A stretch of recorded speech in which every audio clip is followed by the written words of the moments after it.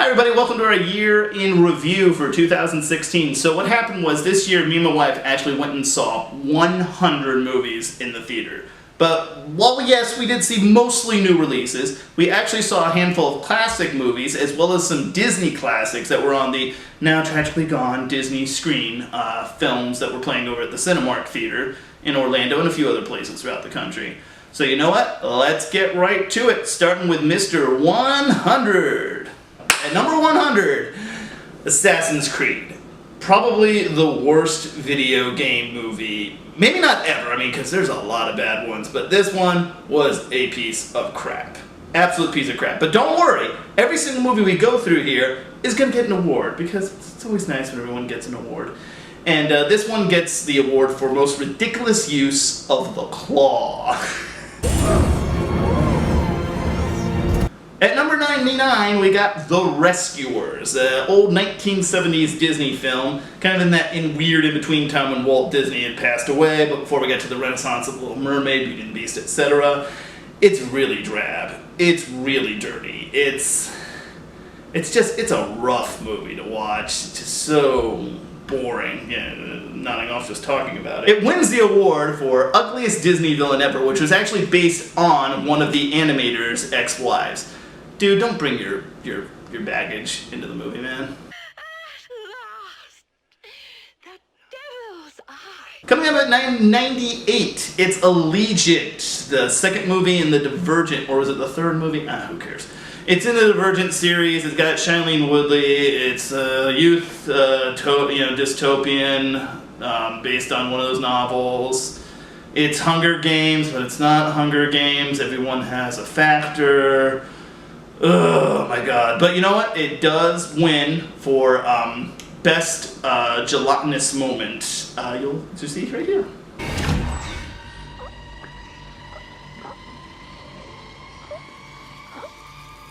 Coming in at number 97, it's 999. I actually had to look up and remember what the hell this movie was about because it's just so bland, so blah. It's about a bunch of corrupt cops who go to rob a bank. It starts off decently, but after that it just gets lost in oh, these corrupt cops, everything is terrible, yada yada yada yada. I know I've said that before already, but it's just true. A lot of these bottom ones, it's not that they're so much bad, it's that they are just so bleh. It does win the award though for Best Random Werewolf in a Movie. Coming in at number 96, The Infiltrator, starring Bryan Cranston, who, by the way, in this movie, is a federal agent trying to take down drug dealers. It's like opposite land Walter White. Yet for some reason, this movie just says, oh, let's worry more about the finances and the paperwork, because that's what we care about in our drug movie with Bryan Cranston. Anyway, it does win the award, though, for Best Cake-to-Face Scene in a Movie this year. I look at this cake, it says to me, happy anniversary. What does it say to you? It says happy anniversary. Happy anniversary, doesn't it? Happy anniversary. Number 95, The Accountant, starring Ben Affleck. So Ben Affleck as an accountant, but he also has a special set of skills a la Taken. Look, to be fair, this movie does have some sweet action in it, but there's a reason that it is number 95 on my list. It's because it changes from being one movie to another movie randomly. It's like if I just start talking about Mulan right now. Mulan has nothing to do with The Accountant, but if I just went on a rant about the Chinese or something, I'm not going to do that because I'm trying to be one movie. And that's the problem with The Accountant.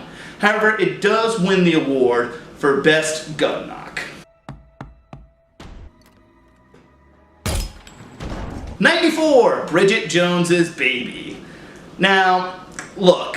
I understand Bridget Jones, this movie's not for me particularly. She's kind of like having two men battle each other for, I guess, being able to raise the baby that they hooked up with on one night. Anyway, it's got either Dylan McDermott or Dermot Mulrooney, one of those guys. One of the handsome guys who basically made his career being handsome. And of course it has Colin F. My Life. I still had one movie left in my contract, Firth, who remembered more awesomely in Kingsman and Golden Circle. Anyway, it was a drag for me, honestly. But it does win the award for Best Exclamation of Jesus while carrying Bridget Jones to the hospital. Jesus! Oh. Jesus! Jesus! Number 93, How to Be Single. How to Be Single, I mean, I'll give it this much. I mean, it's nice to see that main actress, Dakota Johnson, I believe her name is, doing something a little different. But I don't know, it's kind of weak. Winner, though, for the best award for Best Unwedding Invitation in a movie this year. I would like to, this is a big one, ask you to be my best man. Yeah. I'm fucking with you, bro. Of course you can't be my best man. You are a stranger to me. Okay? Yeah. Just to recap, Yeah. stay the fuck away from my girl. I don't want you to be my best man. We still love you. Your family. You'll definitely be invited to the wedding. Okay.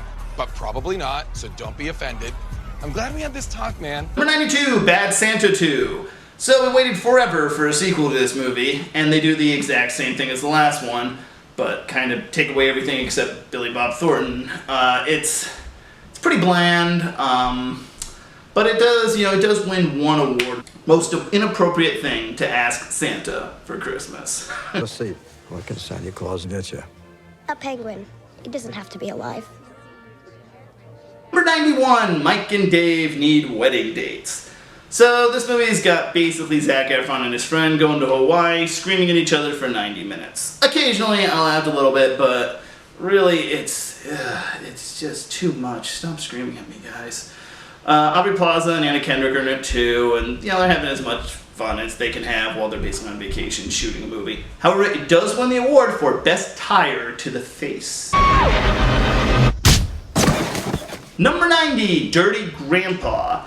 So basically we get the same movie as Mike and Dave Need Wedding Dates, but we have Academy Award winner Robert De Niro being a dirty grandpa. He's really the only thing that kind of redeems it, because, if you have an old guy saying crazy crap all the time, occasionally it's going to be a little bit funny. And it does win the award this year for creepiest sex line from an old person to a younger person. Yeah. I like your pull-out couch. Yeah? Well, I got news for you. That's the only thing that's going to be pulling out tonight. I'll be right back. Number 89, Nine Lives. Now, we could do a whole show about Nine Lives, and I may do that in the future. It's a terrible movie. It's the movie where you've seen it. Kevin Spacey turns into a cat, and he has to learn a whole bunch of life lessons, yada, yada, yada. It was really tough to pick an award for this one, but I'm actually going to go with it has the worst cat joke of 2016. Do they make MRIs for cats? I mean CAT scans? Number 88, The Great Mouse Detective. So yeah, this movie's not bad. It's the last movie before Disney got into the renaissance of the late 80s with Little Mermaid, Beauty and the Beast, and all those guys. It's English tale. It's got a few moments, but it's once again, it's kind of meh.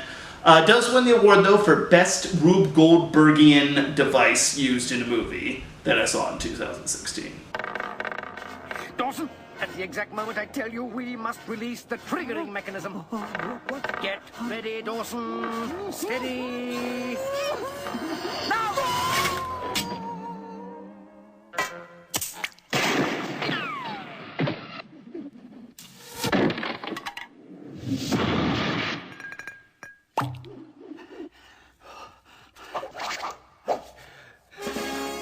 Thank you, Dawson. Number 87, Billy Lynn's Long Halftime Walk. So this is the military story, which I believe was based partially on a true story about Billy Lynn. He was a private in the Army, went overseas, and this is kind of him dealing with kind of his post-traumatic stress disorder during a halftime show at Dallas. I mean, it's all right. It's really not that bad. It wants to be a better film, but it can't be. It does win the award, though, for probably the best sleazy performance from Steve Martin in a movie. Your story, Billy, no longer belongs to you. It's America's story now. Number 86, Voyage Through Time. So this was the IMAX film that was directed by Terrence Malick. Now, I have to be completely fair here. This movie was filmed very well. Unfortunately, it has no story. It has no characters. It's just there. I mean, honestly, you'd fall asleep, if you're watching this movie, and you're looking for something that's more of your traditional film. Does win the award, though, for Best B-roll footage from Interstellar that was made into a movie. Experience the unfolding of time. Number 85, we have I.T. This was a Pierce Brosnan movie that came out for basically a week at one theater near our town, and we just said, sure, why not? He invites the IT guy into his house to kind of fix up his house, and the IT guy just kind of starts creeping on his daughter and the rest of his family. It's not bad. It's actually all right. It doesn't get higher on the list just because it's kind of just a big remake of The Net. Does win the award though for best clearest talking, that is, while having a flashlight in your mouth. Number 84, War Dogs. So this was the movie with Jonah Hill and Miles Teller that involved them running guns to the Mideast and other places. It's actually not that bad. It's just it almost gets there. There's really a better movie called Lord of War with Nicolas Cage that I'd probably go after if I'm looking for my good gun running movie. Although it did have one great line, and it was the winner for Best Award of the response that you give someone when they tell you what IBM actually means. What does IBM stand for? Nothing. It just sounds professional. Actually, IBM stands for International Business Machines. What'd you say? IBM stands for International Business Machines. Get the fuck out of here. Number 83, Inferno. Tom Hanks gets to go on vacation to European art places, and guess what? There's a secret message in the painting. This isn't what it really meant. It meant this. It meant this other thing. And he's getting betrayed, and the world's gonna be destroyed. They've done it before in these movies, and they look fine. Ron Howard shoots it fine enough. But I don't know, there's some iffy stuff here and there. It drags a little bit. It's not the worst. If you like these type of movies, I'd say it's alright, but I was kind of meh on it a little bit. Does win the award, though, for what Woody would look like if we melted him down a little bit. What if? What if what? Excuse me, what if I'm the carrier? Number 82, almost wrapped up here. We have Hail Caesar. Now, Hail Caesar is the latest film from the Coen brothers. This one as a whole does not work, but there are parts to it that are awesome, just really excellent. I can't recommend this as a rental if you want to come in. You honestly just skip through some parts because it's a good showing of old-timey Hollywood, and it does win the award. It might be one of my favorite musical numbers this year. Best homoerotic undertones in a song. We have to disagree, 'cause the only guarantee is I'll see a lot of you and you'll see a lot of me. And it's absolutely certain that we'll see a lot of me. And our last movie in this particular series, we have number 81. It is Treasure Island. Now, Treasure Island was actually the first live-action movie that Walt Disney made when they started making live-action movies after making all the animated movies for a while. And they decided to do Treasure Island. The characters are extremely eccentric, way over the top, but they actually filmed most everything out for real in location, which is actually pretty refreshing. There's not a ton of like bad map painting stuff. So it's really one of your goofy family films I'd give a shot at. It does win the award for best character who clearly got lost on his way to the set of one of the sillier Monty Python movies. What happened to Flint's gold, says you? Thin Gun's Cave, says I. And that does it for our first part of our Best of 2016 wrap-up. Catch me next time. We're going to be getting from 80 all the way up to 61. Should be some better stuff. That was really kind of the stuff that we just got through right there. If you like this, make sure to subscribe. If you don't like it, well, go to one of the other movie sites. I'm not stopping you. Anyway, I'll see you next time.